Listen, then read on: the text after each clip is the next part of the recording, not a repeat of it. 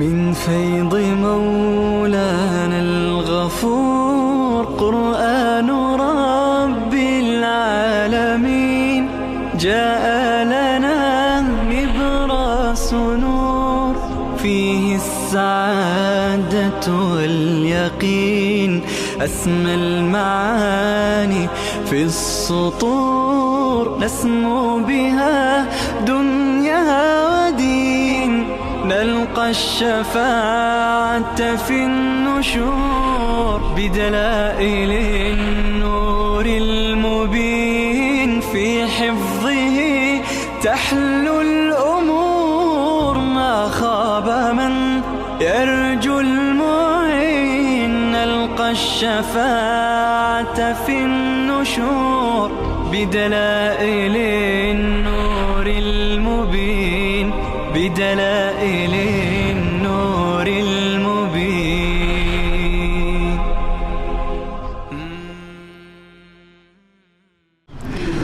أعوذ بالله من الشيطان الرجيم. بسم الله الرحمن الرحيم.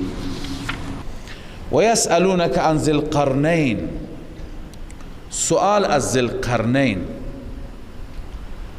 این شبهه چهارم هست که مشرق و مغرب را فتح کرد. الله تعالی می فرماید که این که مشرق و مغرب را فتح کرد دلیل الوهیت نیست. فاتبع سببا، اسبابی داشت، امکاناتی داشت که از اون اسباب خودش بهره گرفت، کار گرفت و سبب فتوحات تمام بلاد شد و همچنین خدا او را کمک کرد. پس این دلیل خارق العاده بودن و الوهیت عیاذ بالله ذوالقرنین نمیشه. الله می فرماید و یسألونک عن ذی القرنین، شما را سؤال می کنند از ذی القرنین، از ذوالقرنین. قل سأتلو علیکم منه ذکرا، اعلام بفرما ان قریب من تلاوت می کنم بر شما از اون ذکر یادی. انا مکننا له فی الارض و آتیناه من کل شیء سببا، ما او را در زمین تمکین دادیم، قدرت دادیم و دادیم به او از هر چیز سببا، یعنی اسباب ضروری سلطنت منظور. من کل شیء سببا، سبب هر چیز، اسباب ضروری هر چیز برای سلطنت و برای حکومت. این را مفسرین نوشتن. علامه آلوسی، امام رازی نوشته، علامه آلوسی نوشته المراد به الاسباب العادیه، مراد اسباب عادیه است. مثلا یک حکومتی اسباب عادی حکومت اولا یک لشکر بسیار خوب مجهز، دوم امکانات و مادیات خوب، سوم به هر سرمایه و هر اون چیزی که لازم هست، اینها سبب هستند. امام رازی نوشته والمراد به آتیناه من کل شیء یحتاج الیه فی اصلاح ملکه سببا، هر چیزی که در اصلاح ملکش لازم داشت اونها را به عنوان اسباب ملک ما بهش دادیم. فاتبع سببا، این سفر اول. خداوند سه سفرش را ذکر میکنه. سفر اولش به طرف مغرب است، جایی که خورشید غروب میکند. دنبال کرد سبب را، دنبال کرد اسباب را، یعنی از اسباب کار گرفت و همه لشکر و حشم را با خود برد، برداشت. حتی اذا بلغ مغرب الشمس، حتی که وقتی که رسید مغرب خورشید، جایی که خورشید غروب میکند.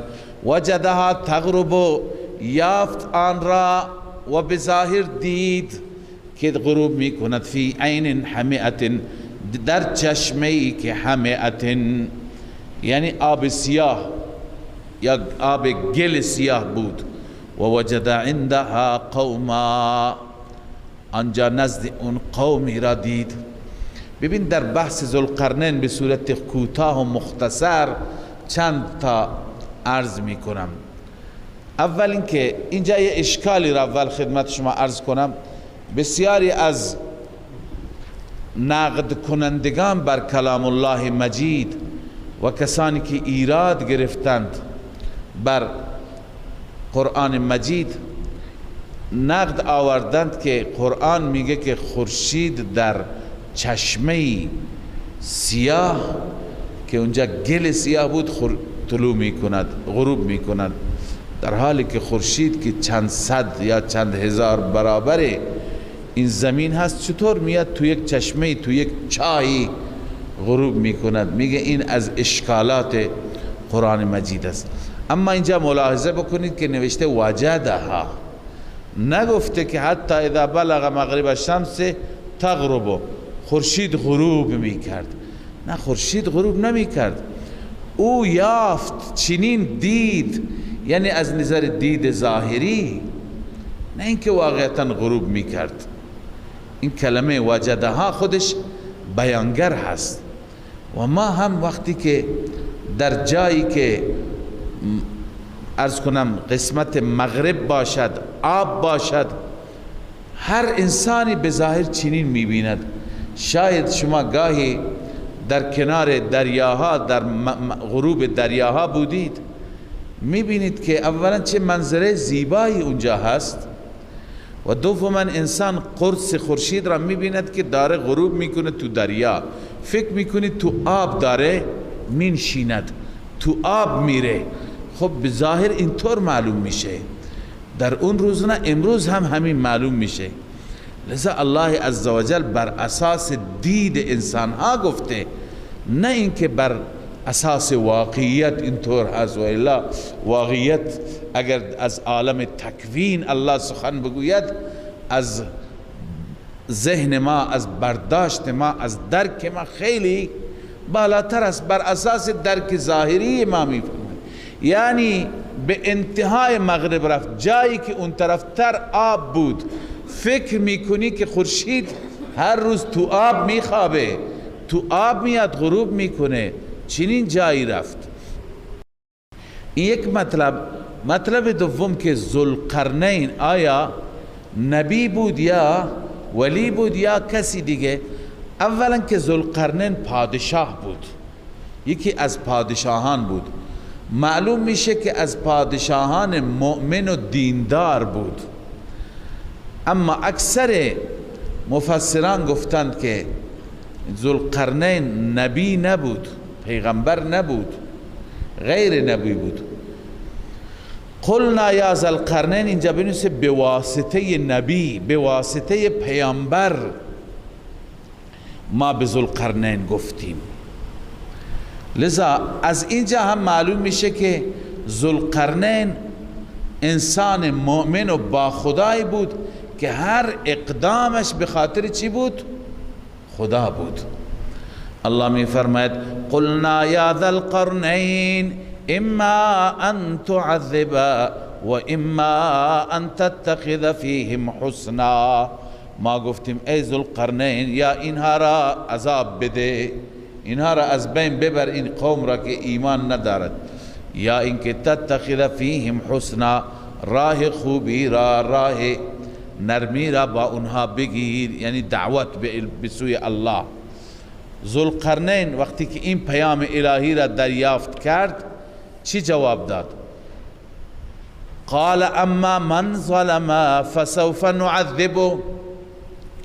اما هر انسانی اگر ظلم کرد، بنویسی بعد از دعوت الله، بعد از اینکه او را ما فرا خواندیم به سوی الله، اگر ظلم کرد یعنی به کفر و انکار خودش ادامه داد، فسوف نعذبه، ما ان قریب او را عذاب میدیم، یعنی نعذبه بالقتل، او را میکشیم.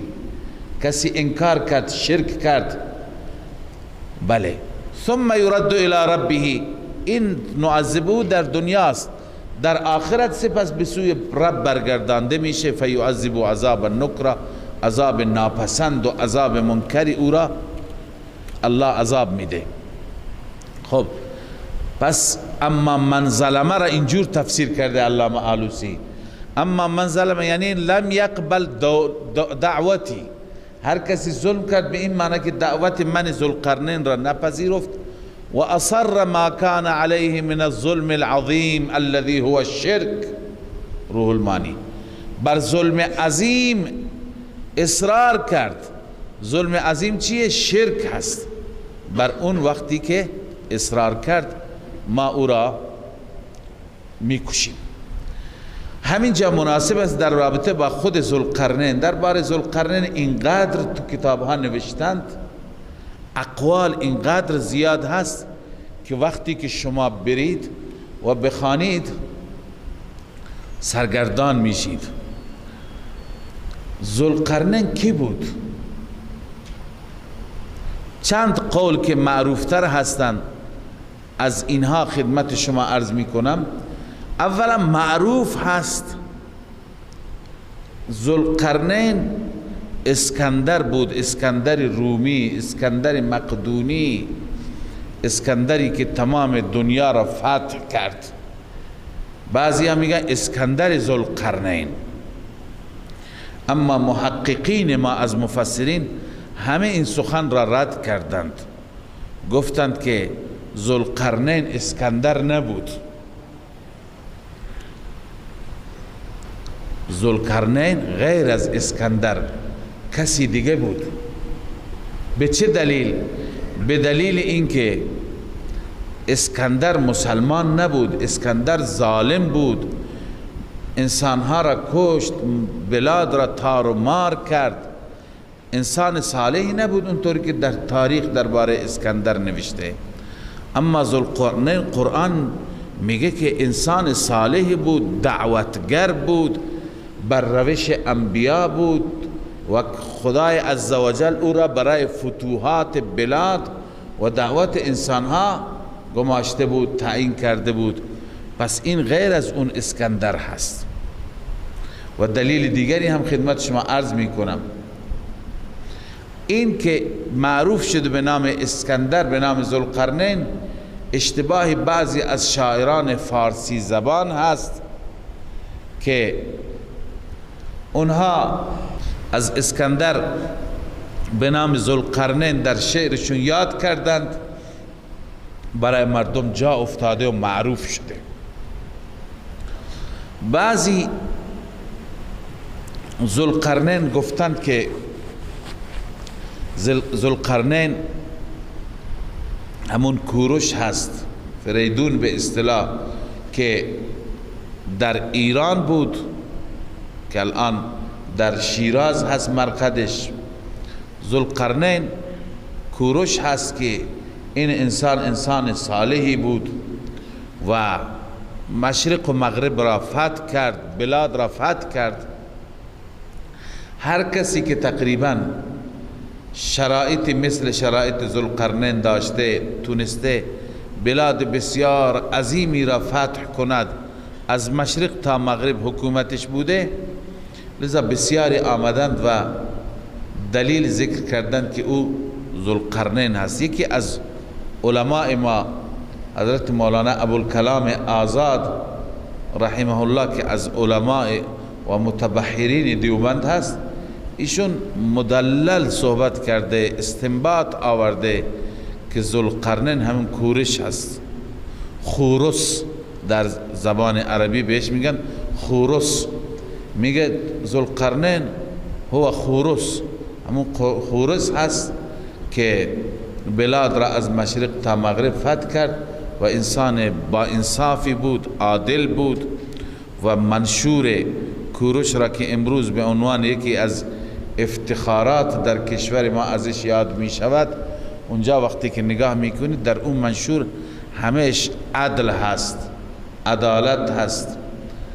اما بسیاری از محققین این را گفتند، این هم اکثر علما مفسرین رد می کنند و میگویند که ذوالقرنین خوروس نبود، کوروش نبود، به دلیل تفاوت‌هایی که بین اینها هست.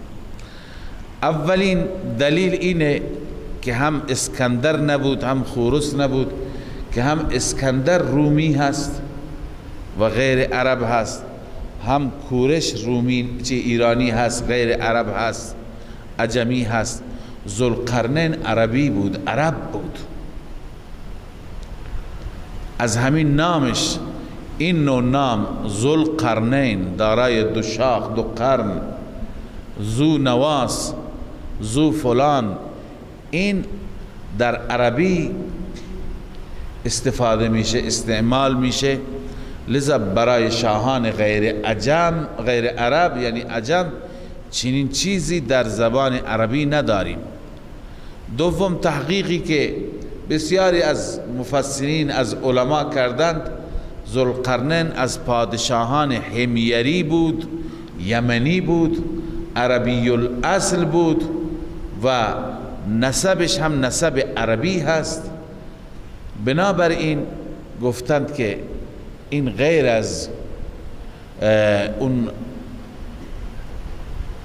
عجمهایی هست که بعضی ها میگویند ذوالقرنین بود، چه اسکندر، چه کوروش، چه دیگران، که دیگران هم دلایل زیادی دارند. اینجا من عبارت یکی از علماء معاصر که کتاب نوشته عقیدة الاسلام ذکر میکنم. نوشته والراجح انه ليس من ازواء اليمن ولا کیقباد. این از ازواء یمن هم نبود، کیقباد هم نبود، ابن ملوک العجم که همون کورش هست، ولا هو اسکندر ابن فیلفوس، اسکندر مقدونی رومی هم نبود، بل ملک آخر من الصالحین، پادشاه صالحی بود که ينتهى نسبه الى العرب السامیین الاولین، نسبش به عرب اولین سامی ها برمیگردد. ذکره صاحب الناسخ، صاحب کتاب الناسخ الى آخره. اما چرا بهش میگن ذوالقرنین؟ این هم خدا میداند. چندین دلیل ذکر کردند. قرن میدونید به شاخ میگوین، دارای دو شاخ. چند دلیل نوشتن، یک چند تایی اینجا خدمت شما عرض میکنم. اولا به خاطر اینکه بلقرنین بر دو شاخ دنیا قابض شد، مسلط شد، یعنی ایران، فارس و روم، هر دو قرن را، هر دو کناره را این چی کرد؟ فتح کرد، هم مشرق هم مغرب. دوم که گفتم فتوحاتش به اقصای شرق و اقصای غرب رسید. اونجا قرن ایران و فارس و روم است. اینجا دلیل دوم اینه که اقصای شرق و اقصای غرب به اونجاها رسید، بهش میگن ذوالقرنین. سومین دلیل بعضی گفتن دو تا غده بر سرش بود شبیه دو تا شاخ، یکی این قسمت یکی این قسمت، دو تا غده. در بعضی تصاویر هم دیدید به همون شکل تصویر هم کشیدن، گویا دو تا شاخ داره، دو تا نشان داشت، دو تا غده داشت، والله اعلم. چهارمین نوشتن که دو تا زلف دراز داشت، موها و گیسوهای دراز داشت، به این خاطر بهش میگفتن ذوالقرنین. پنجمین علت گفتن ذوالقرنین به معنی نجیب الطرفین، یعنی از طرف پدر، نسب پدر هم نجابت داشت، اصالت داشت، از طرف نسب مادر هم نجابت و اصالت، به این خاطر بهش میگن ذوالقرنین. ششمین علت چون عمر طولانی کرد، به این خاطر بهش میگن ذوالقرنین، به اندازه 2 قرن. و هفتمین بعضی گفتن ذوالقرنین چون با 2 دست می جنگید، اونایی که شمشیرباز هستن فقط با 1 دست، یا با دست راست یا با دست چپ، این با هر دو راحت می جنگید، به این خاطر بهش میگن ذوالقرنین، گویا 2 شاخ هستن در دستش، والله اعلم. خب این ذوالقرنین را الله می فرماید ما گفتیم که دعوت بده یا اینها را، این منکرین را به عذاب گرفتار کن. اون گفت من دعوت میدم هر کسی که ظلم کرد، یعنی بر شرک اصرار کرد، او را میکشم، عذاب میدم. سپس به آخرت منتقل میشه که عذاب ناپسندی دارد. و اما من آمن و عمل صالحا، اما اون کسی که ایمان بیاورد و عمل صالح انجام بده، فله جزاء الحسنى، برای او جزای نیکو هست، پاداش نیکو هست، یعنی آخرت. و سنقول له من امرنا یسرا، اما در دنیا حالت دنیوی ما امرش را ما میگوییم برای او از امر من آسانی، یعنی برایش آسان میگیریم، برایش امکانات فراهم میکنیم. ثم اتبع سببا، از مغرب رفت به طرف مشرق زمین. در مشرق زمین الله تعالی زیاد مفصل سخن نگفته، به صورت کوتاه گفته که اسباب را دنبال کرد، یعنی همه ملت را، حشم را، لشکر را، امکانات را با خود برد به طرف مشرق.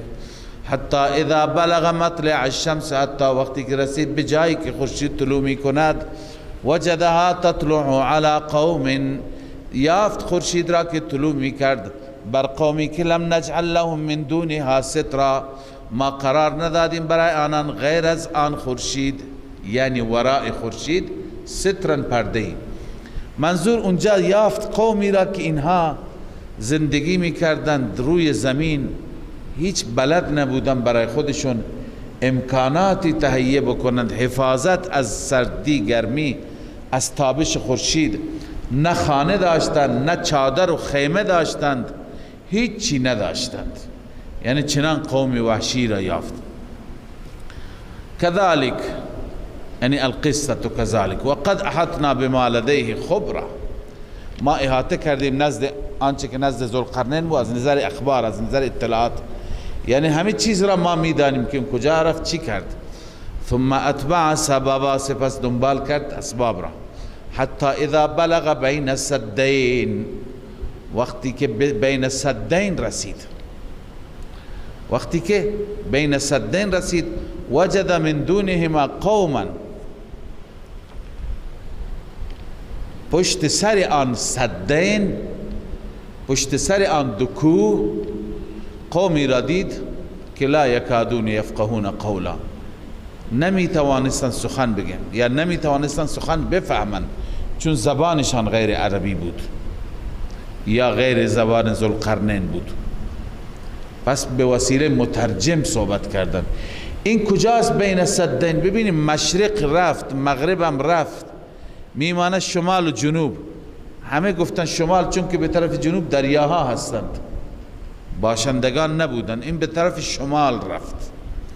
خب اونجا قومی را دید که اونها از دست یاجوج و ماجوج گلایه داشتند. قالوا یا ذا القرنین ان یاجوج و ماجوج مفسدون فی الارض، ای ذوالقرنین، یاجوج و ماجوج فساد میکنند در زمین. فهل نجعل لك خرجا، آیا ما قرار بدیم برای تو خرجا؟ خرج به معنی جعلا، دستمزد، یا بگیم چنده، جمعوری، پول جمع کنیم. علی ان تجعل بیننا و بینهم سدا، بر اینکه قرار بدی بین ما و بین اونها سدی که دیگه نتونن بیان مزاحم ما بشند. ذوالقرنین گفت که من نیازی به کمک مالی تو ندارم، کمک جانی چرا، مرا کمک بکنید. قال ما مکنی فیه ربی خیر، ببین اینا تمام جواب شبهات هستند. مکنی فیه ربی خیر، مرا خدا قدرت داده، لذا الله میفرماید هر قدرتی که داده بودیم، تمکینی که داده بودیم، ما دادیم به او. آن قدرتی که ربم به من داده بهتر است. فاعینونی، شما مرا کمک بکنید، کمک جانی، بقوت، با قوتی که اجعل بینکم و بینهم ردما، من قرار بدم بین شما و بین آنان ردما یعنی حاجزا مانعا، دیواری که حاجز و مانع بین شما و بین اونها باشد. چیکار کنید؟ آتونی زبر الحدید، بیاورید برای من تکه های آهن. حتی اذا ساوا بین الصدفین، حتی وقتی که مساوی و برابر کرد بین دو کناره کوه. صدفین مراد از صدف جانب کوه است، کناره کوه. ببینید معلوم میشه که دو تا کوه بزرگ بودن، از وسط این دو تا کوه دهانه بود که اونها ورودیشون همین دهانه بود، از اینجا می آمدن. لذا ذوالقرنین دستور داد دو طرف کوه را، دو طرف دهانه را دیوار ببندن، برابر کوه قرار بدن، دیوارهای بزرگ. خب دو تا دیوار بسته شد، وسط دیوار خالی شد. ذوالقرنین دستور داد که زبر الحدید، تکه آهنها بیاورید وسط این دو تا کوه، در همون دیواری که بسته بود در اون قرار بدید. این پر کردن از فلز و از آهن، بعدا آتش را روشن کرد، اینها را ذوب کرد تا این آهنها ذوب شدند، با دیوار قاطی شدند، یک دیوار آهنی درست شد. لذا می فرماید که حتی اذا ساوا بین الصدفین قال انفخوا، حتی وقتی که برابر کرد بین دو تا جانب کو، کناره کو، گفت انفخوا. نفخ به معنی باد کردن هست، پف کردن است به اصطلاح، چون که در زمان قدیم آتش را افروخته می کردند و شعله‌ور می کردند به وسیله باد، به وسیله همیان ها. همونطور که امروز مثلا آتش هم به وسیله باد روشن میشه، اما این باد همراه با چی هست؟ گاز مایع هست. هرچی که گاز را بیشتر بکنی آتش شعله‌ورتر میشه. لذا اونجا هرچی که بیشتر باد میکردن، تلمبه میزدند، آتش چی؟ افروختنش بیشتر میشد. قال انفخوا، یعنی باد بفرستید. حتی اذا جعله نارا، حتی که وقتی قرار داد او را آتشی، قال آتونی افرغ علیه قطره، برای من بیاورید من بریزم بر اون مثل گداخته و ذوب شده فلزاتی که گداخته بود تو اون ریخت، با آهن و دیوار قاطی بشن. الله می فرماید فما استطاعوا ان یظهروا، نتوانستند از اونجا بالا بیاند، از کوه بالا بیاند. و ما استطاعوا له نقبا، نتوانستند که او را سوراخ کنند. خب ببینید، من باز هم مطلب کوتاهی در رابطه با یاجوج و ماجوج خدمت شما عرض می کنم و اینکه این دیوار کجا هست. اولا اینکه اونطوری که بعضی میگن این دیوار چین هست، این هم غلط است. البته میگویند که یاجوج و ماجوج در تاریخ نوشته، چون از این دیوارها خیلی زیاد است. قدیما هر کسی برای حفاظت شهر خودش، مردم خودش دیوار میبسته، ملک خودش را به وسیله دیوار حفاظت کرده. لذا کسی در چین هم به نام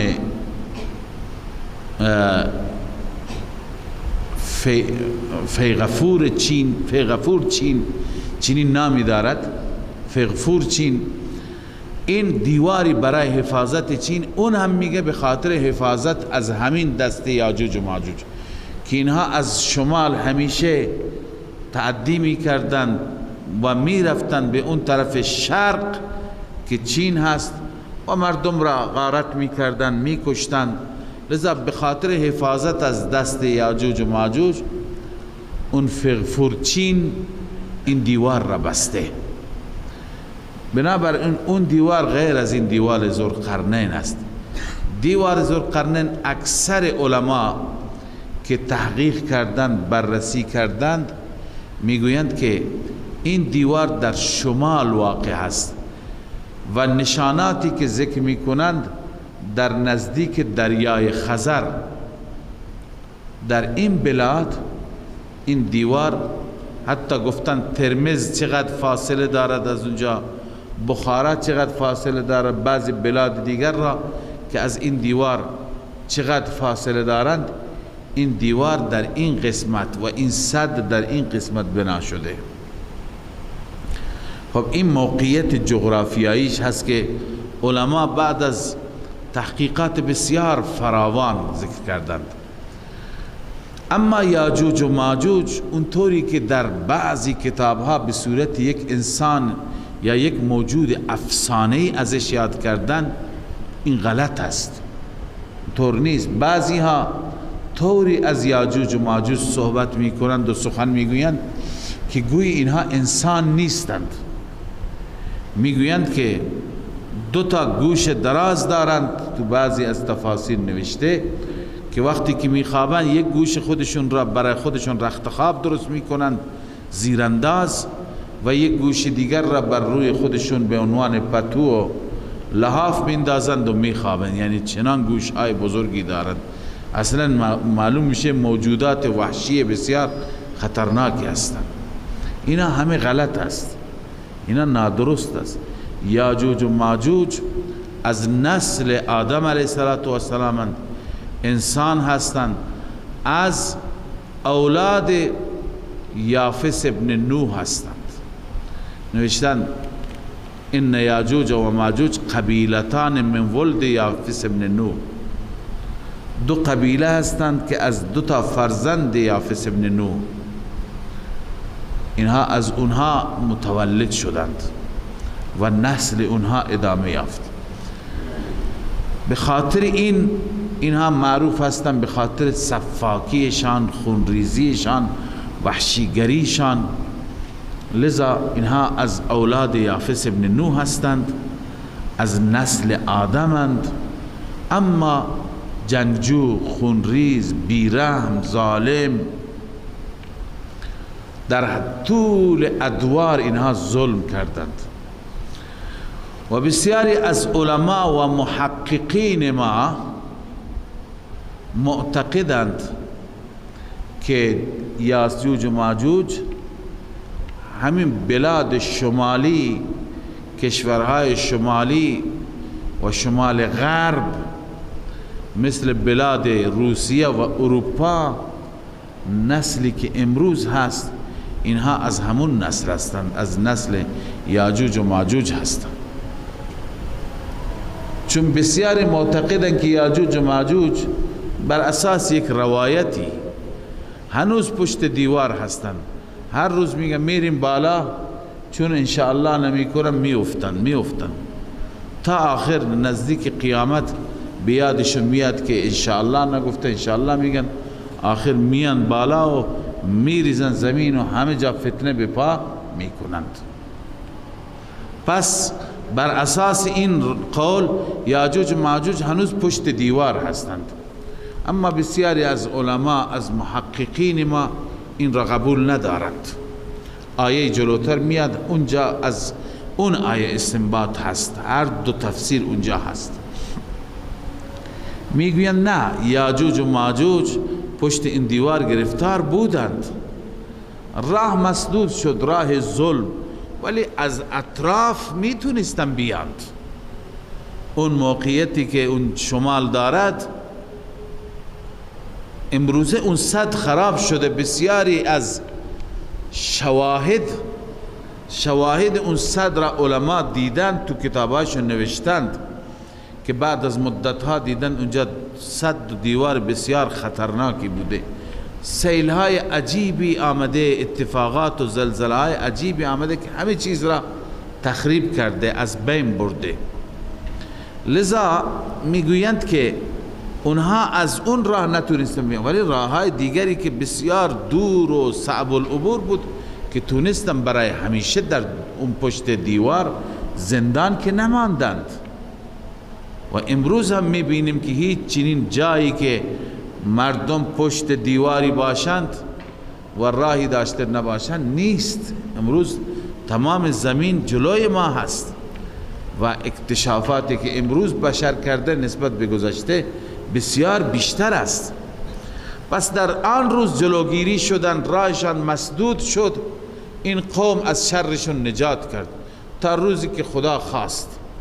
ولی در طول زمانها این یاجوج و ماجوج اینها بر بلاد حمله کردند، بعد از اون حتی مردم را کشتند. همین روسی ها را دیدید که اینها آمدند چیکار کردند در این بلاد، در این جمهوری هایی که بغیر از افغانستان بقیه جمهوری ها، ترکمنستان، قرقیزستان، تاجیکستان و 17 تا جمهوری، اینا چین خون ریزی بپا کردند، چقدر کتابخانه ها سوختند، چقدر علما شهید کردند، چقدر مدارس و مساجد تبدیل به سینما کردند. فساد همینه، این همون نسل هست. و بسیار گفتند که عرض کنم که چنگیز خان و مغول ها و اینها تمام مظالمی که انجام داده، اتراک، اینا همه از همون نسل هستند، نسل یاجوج و ماجوج که معمولا اینها اتراک، ترک ها و از خونم مغول ها، اینها تمام از همون نسل هستند، نسلشون یکی هست. در طول تاریخ هر جا که فسادی هست، هر جا که خونریزی هست، از همین نسل است. علماء معاصر و بعض محققین گفتند که اینها همون نسل هستند. بله، در قیامت، چون در سوره انبیاء غالبا داریم که و هم من کل حتی اذا فتحت یأجوج و مأجوج و هم من کل حدب ینسلون، از هر بلندی و بالایی سرازیرن به طرف اهل زمین. خب بعضی میگن که یاجوج و ماجوج اون زمان میاند. بله، یکی از علائم قیامت همینه که دوباره این قوم خونخوار و خونریز بر انسانها مسلط میشند، روی زمین خونریزی میکنند، فساد به پا میکنند، میکشند. پس از علائم قیامت هست من کل حدب ینسلون و اقترب الوعد الحق. اونجا دیگه وعده الهی نزدیک، اون نزدیک قیامت است. پس اون هم هست، اونم یکی از علائم قیامت. ولی نمیشه که بگیم اینا پشت دیوار زندانند و اون وقت از چی؟ از پشت دیوار آزاد میشند، رها میشوند. ذوالقرنین وقتی که این کار را انجام داد گفت هذا رحمت من ربی، این رحمت رب من هست. فاذا جاء وعد ربی جعله دکا، هر وقتی که وعده رب من بیاد فرا برسد، خداوند این را تکه تکه می کند. و کان وعد ربی حقا، وعده رب من چی هست؟ حق است، راست است. خب اونهایی که میگن یاجوج و ماجوج پشت دیوار است، این آیه را اینطور تفسیر میکنن. این آیه را اینطور تفسیر کردن و اون آیه که حتی اذا فتحت یأجوج و مأجوج و هم من کل حدب ینسلون با هم خانی دارن. به این خاطر جمع بزرگی از مفسرین همین گفتن و ترکنا بعضهم یومئذ یموج فی بعض، گذاشتیم بعضی از آنها را، یعنی یاجوج ماجوج را، در که یموج فی بعض، در بعضی دیگه موج میزنن. ببین وقتی که جمعیت زیاد باشد، جمعیت بر هم دیگه هجوم بیاورند، این حالت موج دریا پیدا میکند. یعنی از بس که جمعیتشان زیاد هست. و نفخ فی الصور، این دیگه نزدیک و قرب قیامت خواهد بود، سور دمیده میشه. یعنی اونها در اون روزها نزدیک قیامت دیگه فرو میریزند بر زمین و در زمین فساد میکنن، بعدا سور دمیده میشه. اون آیه و این آیه طبق این تفسیر با هم موافقم. ولی این معنیش این نیست که الان یاجوج ماجوج هنوز زندان هستن، نه.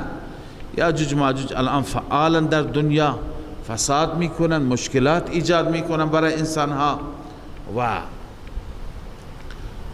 خلاصه در قرب قیامت هم دوباره این فتنه به پا می شود، دوباره این فتنه برخاسته میشه. اصل این آیه درباره قیامت و قرب قیامت است و تخویف اخروی هست که الله به تصویر کشیده. از اینجا به بعد با گذشته ما میگیم ارتباطی نداره. مایی که معتقدیم یاجوج و ماجوج هنوز پشت دیوار نیستند و یاجوج و ماجوج الان در دنیا مثل بقیه انسان‌ها زندگی میکنند، ما معتقدیم و ترکنا بعضهم یومئذ یموج فی بعض. درباره یاجوج و ماجوج نیست، کلی درباره انسان‌ها هست که الله تعالی از قیامت که بحث میکند میفرماید و ترکنا بعضهم یومئذ یموج فی بعض، ما گذاشتیم بعضی را در آن روز که یموج موج میزند در بعضی دیگر. یموج و الموج مجاز عن الاضطراب، ای یضطربون اضطراب البحر. وقتی که قیامت میرسد پریشانی بالا هست، اضطراب دارند مثل اضطراب موج دریا. یختلط انسهم و جنهم من شدت الهول، روح المانی انسانها و جنات از شدت هول اینها استراب دارن، روی هم دیگه قرار میگیرن. و نفخ فی الصور، الله می فرماید در آن روز سور دمیده میشه. فجمعناهم جمعا، جمع میکنیم انسانها را، همگی را جمع کردن. و عرضنا جهنم یومئذ للکافرین عرضا، ما عرضه میکنیم در آن روز جهنم را برای کافران عرضه کردنی. الذين كانت اعینهم فی غطاء عن ذکری، اوصاف کفار، آنانی که بودن چشمان اونها در پرده از ذکر من، در غلاف و در پرده از ذکر من، یعنی از دین حق، از یاد حق اونها در غفلت بودن. و کانوا لا یستطیعون سمعا، نمی توانستن گوش کنند. چرا؟ بدلیل غطاء. افحسب الذين كفروا ان يتخذوا عبادي من دوني اولیاء. در آخر سوره الله عزوجل زجر بیان می فرماید و این متفرع بر این شبهات است. ببین این متفرع بر شبهه اول و دوم بود. شبهه اول درباره اصحاب کهف بود که الله جواب داد، دوم درباره جنات بود. الان الله توبیخ بیان می کند که بعضی از انسان ها هستند اولیاء را، صالحین را مثل اصحاب کهف، جنات را به عنوان معبود خدا انتخاب کردند.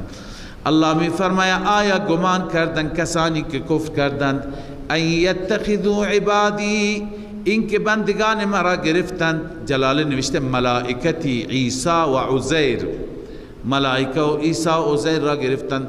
من دونی اولیاء، بغیر از من ولی و حامی. انا اعتدنا جهنم للکافرین نزلا، همانا ما جهنم را آماده کردیم برای کافران از نظر مهمانی. مهمانیشان کجاست؟ در جهنم است.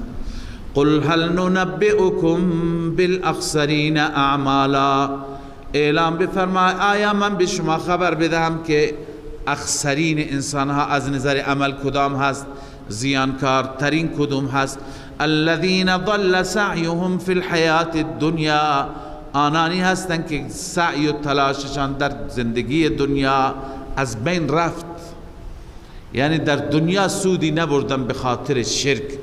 و هم یحسبون انهم یحسنون صنعا، آنان میپندارند که کار خوب انجام میدهند. یحسنون صنعا، عمل کردشان زیباست، خوب هست. شرک میکنه به جای عبادت فکر میکنه، بدعت و خرافات را به جای سنت فکر میکنه. اولئک الذین کفروا بآیات ربهم، اینها کسانی هستند که کفر کردن به آیات ربشان، یعنی به کتب الهی، و لقائه، و کفر کردن به ملاقات رب در روز قیامت. فحبطت اعمالهم، اعمالشان برباد شد. فلا نقیم لهم یوم القیامت وزنا، برای آنان در روز قیامت وزنی ما قائم نمی کنیم. یعنی اعمال مشرک و کافر در روز قیامت برباد. قبلا این مطلب را خواندیم. ذلك جزاؤهم جهنم بما كفروا، این جزایشان هست یعنی جهنم. چرا؟ به سبب آنچه که کفر کردند. واتخذوا آیاتی و رسلی هزوا، سبب اول کفر، سبب دوم استهزاء به آیات، سبب سوم استهزاء به رسول. این سبب دوم و سوم است. واتخذوا آیاتی، آیات من را گرفتند و پیامبران من را به عنوان مسخره گرفتند. ان الذين آمنوا وعملوا الصالحات، بعد از اون تخویف این بشارت، کسانی که پذیرفتند این دعوت را، همانا کسانی که ایمان آوردند و عمل صالح انجام دادند. کانت لهم جنات الفردوس نزلا، برای آنان جنات فردوس مهمانی هست. جنات فردوس جنت خاصی هست، مال مقربان، درجه و جایگاهی که مال مقربان هست. و رسول الله فرمود از خدا جنت فردوس بخواهید، از همه جنت ها اعلاتر. خالدین فیها، همیشه در آن میمانند. لا یبغون عنها حولا، نمی خواهند و نمی طلبند از آن تحویل، به جای دیگه منتقل بشن، به جای دیگه تغییر داده بشه جایشان، نه. قل لو كان البحر مدادا لکلمات ربی. در پایان ذکر توحید است، اما متفرع است بر شبهه سوم و چهارم. شبهه سوم درباره خضر بود، علم خضر، و شبهه چهارم در رابطه با ذوالقرنین بود، هم قدرت ذوالقرنین و هم علم ذوالقرنین. ای پیامبر بگو اگر علم رب من به قدری هست، معلومات رب من به قدری هست که لو کان البحر مدادا لکلمات ربی، اگر تمام این دریاها همه مرکب بودند. مداد یعنی چی؟ مرکب بودند برای کمالات رب من. همه این مرکبات می نوشتند کمالات و اوصاف رب من را. لنفد البحر، تمام می شدند دریاها قبل ان تنفذ کلمات ربی، قبل از اینکه کمالات و اوصاف رب پایان برسد. ولو جئنا بمثله مددا، گرچه ما مثل این چی بیاوریم؟ مرکب، یعنی همین اندازه که هست دیگه همین اندازه بیاریم. در جای دیگه الله تعالی با تعبیر زیباتر بیان میفرماید، میفرماید ولو ان ما فی الارض من شجرة اقلام، هر چی که روی زمین درخت است همه اینها تبدیل به چی بشه؟ قلم و نی بشه. والبحر یمده، و دریا مدادش بشه، مرکبش بشه. نه تنها این دریا، من بعده 7 ابحر، بعد از این دریا 7 دریای دیگه به همین اندازه، 7 برابر این دریاها. و همه درختان عالم که چند میلیون یا میلیارد درخت هستن، همه اینها تبدیل به قلم بشن و تو این دوات بزنند و کمالات رب را بنویسند. ما نفدت کلمات الله، یعنی صفات الهی، کمالات الهی پایان پذیر نیست. اینجا هم که لنفد البحر، دریا پایان مییابد قبل ان تنفد کلمات ربی، قبل از اینکه کمالات رب تمام بشه. ولو جئنا بمثله مددا، گرچه مثل این ما دیگه دریا و مرکبات بیاریم. قل انما انا بشر مثلكم، خلاصه کل سوره اعلام بفرما ای حبیب جزی نیست که انا بشر مثلكم، من بشری هستم مثل شما. یوحا الی، فرق من با شما این هست که یوحا الی، به سوی من وحی میشه، من نبی خدا هستم، پیامبر خدا هستم. این وحی شده. انما الهکم اله واحد، بعضی مفسرین میگن هذه من تلك الکمالات، این توحید از همون کمالاتی است که گفتیم اگر مرکبات دریاها اون را بنویسد. انما الهکم اله واحد، جزی نیست که معبود شما معبود یگانه هست. فمن کان یرجو لقاء ربه، هر کسی که امیدی به ملاقات رب دارد، فلیعمل عملا صالحا، باید عمل صالح انجام بده. ولا یشرک بعبادت ربه احدا، احدی را با عبادت رب شریک نگیرد. صدق الله العظیم. من فيض مولانا الغفور قرآن رب العالمين، جاء لنا نبراس نور فيه السعادة واليقين، أسمى المعاني في السطور نسمو بها دنيا ودين، نلقى الشفاعة في النشور بدلائل النور المبين، في حفظه تحلو الأمور، ما خاب من يرجو المعين، نلقى الشفاعة في النشور بدلائل النور المبين، بدلائل